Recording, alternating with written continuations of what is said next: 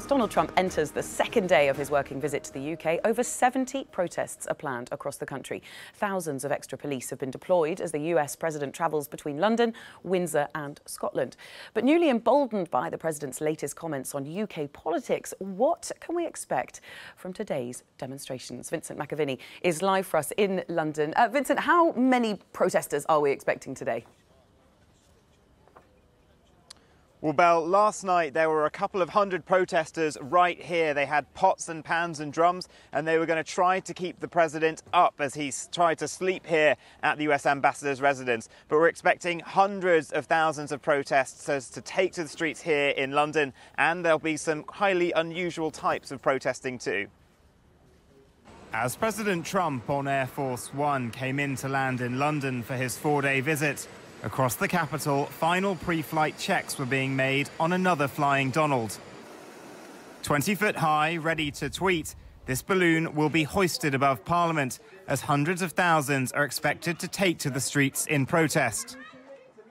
In his year and a half of presidency, nothing has really seemed to affect him. You can criticize him, it doesn't really do anything.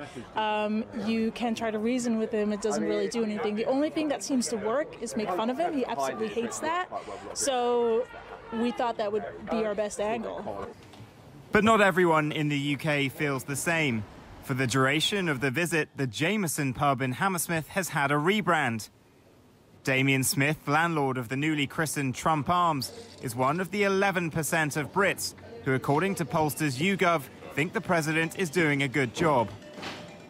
When I see all the negative publicity about, President Trump's visit to London, it's just, I was horrified to think that it has gone so far, and they were so small-minded with this balloon and all the rest, and it's just, it's not nice. It's disgusting, really. And with an embattled Prime Minister desperate to make some headway on a new transatlantic trade deal, President Trump is being kept well out of central London to save him embarrassment.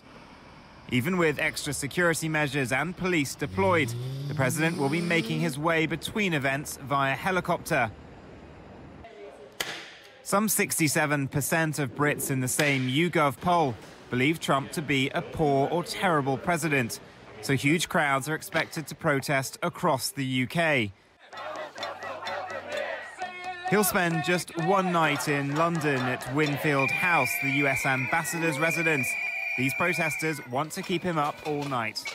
I don't think we should be against open discussion, but at the same time, I think we should be very clear on our morals. I find it very distressing, actually, that he's given that respect. This is for the future. If we don't come to protest, then nothing changes, basically. Vincent McAviney, Euronews, London. Well, in that interview, Donald Trump said that he was disappointed about the feeling here in London. He thinks he's got great support in the UK. He also hit out at the city, particularly singling out Mayor Sadiq Khan, who approved that balloon flying, saying that he's not a good mayor, he's let crime soar here.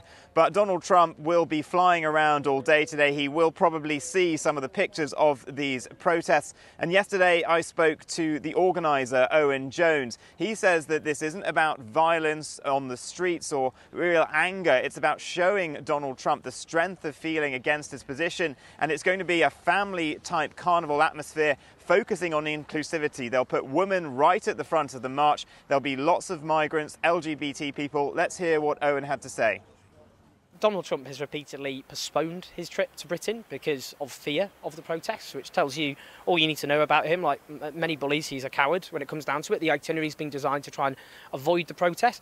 Yeah, of course, the authorities are no doubt embarrassed at this attempt to lay out the red carpet and fate Donald Trump and hand him this PR victory where he can tell the people back home, I'm making America great again, look how respected we are across the world. That can't be allowed to happen. We're not PR fodder for Donald Trump's presidency. Lots of people expected on the streets today to show their feelings about this visit, and I just want to bring you two bits of information that have just come in about the interview that Donald Trump gave. Now, Tom Newton-Dunn, who is the political editor of The Sun newspaper, has given a TV interview this morning in which he says that the Prime Minister was actually informed of the contents of his interview at 7 p.m. last night. That's just moments before the Prime Minister had to walk out of Blenheim Palace to greet President Trump and Melania Trump with a big smile and welcome them into all this pageantry. So some remarkable times for her having to do that and keep her composure. And also Nigel Farage, the former UKIP leader, has also spoken. He says that he's been talking to the Trump team and coaching them on this. So as Jack Blanchard from Politico was saying a little while ago, it does seem that there has been some kind of effort behind the scenes from the Brexiteers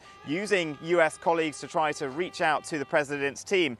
And finally, Sarah Huckabee Sanders, who is the president's spokesperson, has issued a statement trying to play down the significance of this interview last night. She said, "The president likes and respects Prime Minister May very much. As he said in his interview with The Sun, she is a very good person and he never said anything bad about her. He thought she was great at NATO and a terrific person. He is thankful to the wonderful welcome from the Prime Minister here in the UK." Well, all eyes on both of them today. They have a packed schedule. They'll be going to Sandhurst Military Academy to see some military exercises. Theresa May trying to show off the defence links between our two countries. They'll then travel to Chequers, the Prime Minister's country residence, for negotiations. Those will obviously now be very tense. And then there'll be a press conference. There'll be lots of interpreting of the body language there and what's said, whether Donald Trump himself tries to make amends for what's happened. And then finally, he'll be off to meet the Queen.